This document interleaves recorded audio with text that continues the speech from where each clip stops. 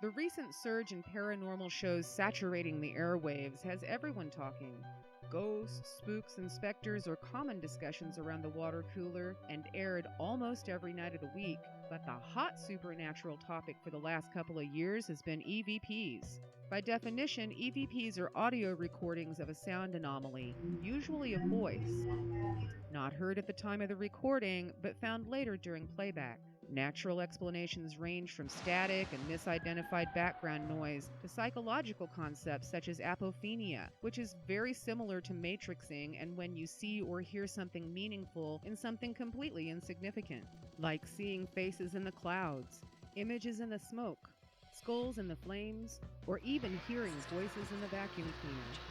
We captured this EVP in an empty old jail cell where a prisoner had hung himself, and compared to the otherwise silent room, it didn't sound like static or background noise to us. So that's obviously speech, and the words are pretty clear, but where did it come from and how was it made? We hit the books for a little history and research on the subject. EVP is an acronym for Electronic Voice Phenomenon, and we were surprised to find that the first person reported to hear an EVP was none other than Nikola Tesla. At the time, he was experimenting with frequency oscillation and radio waves. The sounds I am listening to every night at first appear to be human voices conversing back and forth in a language I cannot understand. I find it difficult to imagine that I am actually hearing real voices from people not of this planet. There must be a more simple explanation that has so far eluded me. Considering Tesla spoke at least 6 languages fluently, he was completely baffled.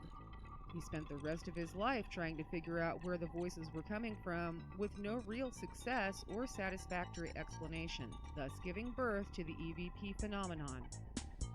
Radio and sound wave technology were new to the age, and Tesla wasn't the only scientist of his day to explore the voices being heard.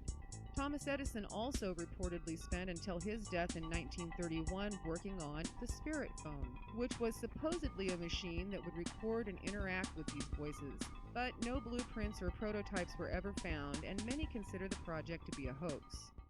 In 1952, 2 Catholic priests named Father Ernetti and Father Gemelli were recording some Gregorian chants together when they also recorded Gemelli's dead father's voice speaking directly to his son. Of course I shall help you. I'm always with you. But Zucchini, it is clear. Don't you know it is I? The 2 rattled priests took the recording to Pope Pius XII, who told them not to worry about it. You really need not worry about this. The existence of this voice is strictly a scientific fact and has nothing whatsoever to do with spiritism. The recorder is totally objective. It receives and records sound waves from wherever they come. This experiment may perhaps become the cornerstone for a building for scientific studies which will strengthen the people's faith in a hereafter.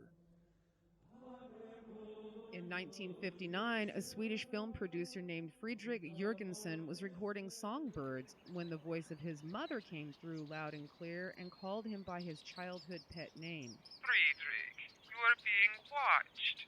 Friedel, my little Friedel, can you hear me? He spent the rest of his life recording and collecting hundreds of electronic voice phenomenon, as well as influencing the work of the very skeptical Latvian doctor Konstantin Radaev, who later went on to advocate, document, and capture over 72,000 alleged spirit voices. During the 1970s and 80s, EVP work continued ambitiously with George Meek and Bill O'Neill out of a small laboratory in Philadelphia where they invented what they called the Sphericom. This machine supposedly allowed two-way communication with the deceased, specifically a doctor and scientist by the name of George Jeffreys Mueller. During their experiments, the spirit Dr. Mueller not only provided enough facts about his life to confirm his identity, which included his social security number, but he also helped to further develop the Sphericom technology.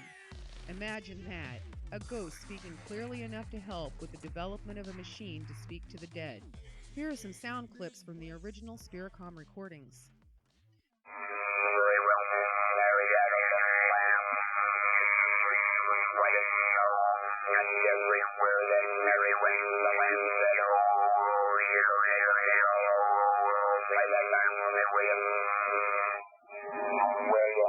sir? All right, doctor. I'm sorry. I was lighting a cigarette.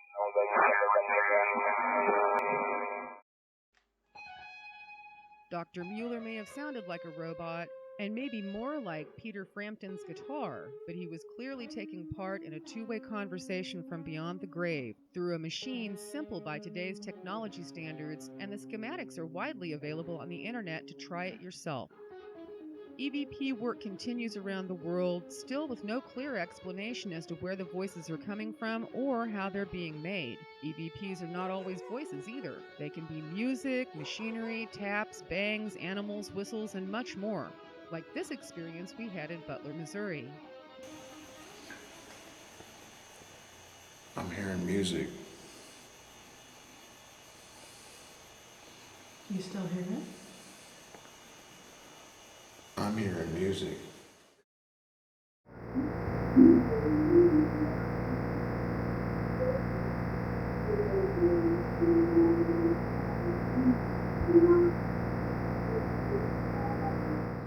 It's also important to recognize, despite the fact they sound really creepy, they aren't always meant to scare you. Since ghosts don't have vocal cords, they utilize what they can to make noise, and it often comes out sounding sinister or frightening. Technically, we know that both digital and analog recordings are created through magnetic and electromagnetic impulses impressed on a tape or digitized into an audio format. On our investigations, we've often experienced an electromagnetic flux at the time an EVP is recorded. Not always, but often, and this leaves us to speculate that it may be a manipulation of frequency, magnetic, and/or electromagnetic energy. As paranormal investigators, we've captured an amazing number of EVPs in undeniable quality and context, which keeps us searching and researching. That's the real deal. You can hear the tone of voice, the words are very clear, and it's completely in context, making it a Class A EVP. Typically, EVP researchers classify the phenomenon into three groups: Class A, Class B, and Class C. A Class A EVP can be heard without headphones, and people generally agree on its content. Class B may require headphones to distinguish, and not everyone will agree on the content.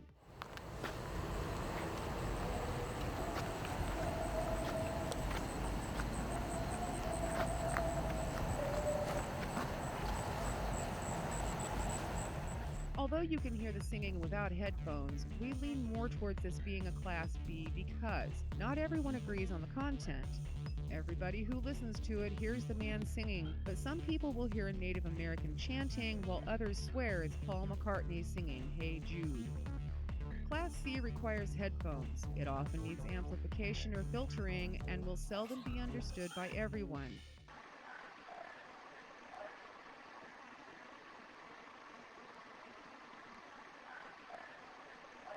While we didn't amplify or apply any filters to this clip, you certainly get the idea. You can tell there's something there, but it's hard to hear and completely indiscernible. Looking at the science of sound waves and frequency, it's generally accepted that the human voice ranges from 20 Hz to about 14,000 Hz. The average speaking range falls between 300 and 400 Hz, and it's debated the human voice can't go below 80 Hz. Researchers believe that most EVPs come in between 0 and 300 Hz, but since the human voice has such a wide range in life, it may also have a wide range in death, and these are only speculations. The more we learn about EVPs, the more questions we have.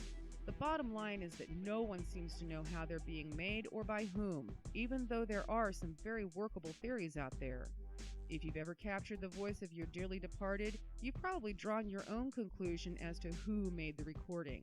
But the question of how they are being made is still widely debated. Here's to electronic voice phenomenon, one of life's many fascinating working mysteries.